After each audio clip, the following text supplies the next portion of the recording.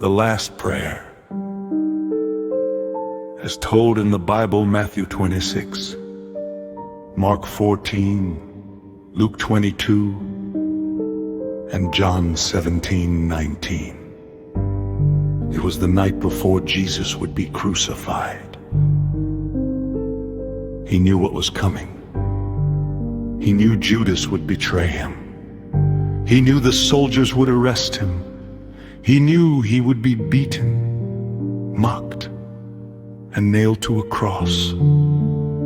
But before all of that, Jesus went to the Garden of Gethsemane.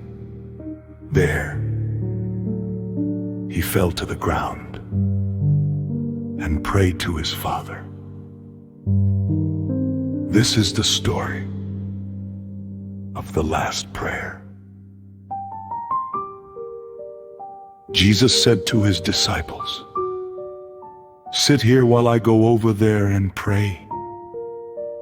Then he went a little farther and fell with his face to the ground.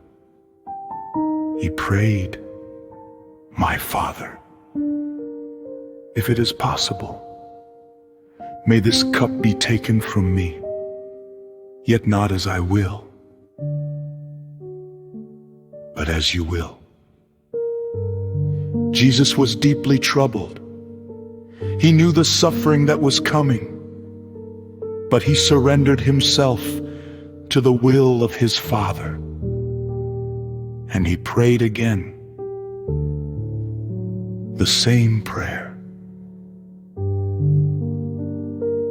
Jesus returned to his disciples and found them sleeping. He told them, "Watch and pray." Then he went away again and prayed. Jesus knew his hour had come. The time had arrived for him to give his life. Jesus lifted his eyes toward heaven and prayed for his disciples. He asked the Father to protect them, to keep them in his name, and to keep them from the evil one. Then Jesus prayed, not only for the disciples, but for everyone who would believe in him. Through their message, he prayed that all of them may be one. He wanted his followers to know God's love and to share that love with the world. This was his last prayer before the cross. Not a prayer for riches, not a prayer for power, but a prayer of surrender, a prayer of love, a prayer for his followers, and a prayer for those who would believe. While Jesus was still speaking, Judas arrived with a large crowd carrying swords and clubs. Judas approached Jesus and greeted him with a kiss. Then they seized Jesus and arrested him. His disciples scattered, and Jesus was taken away. Jesus was brought before his accusers. He was mocked, beaten, and condemned. Then he was taken to Golgotha and crucified. Nails were driven through his hands and feet, and the cross was lifted. People mocked him. But Jesus prayed, "Father, forgive them, for they do not know what they are doing."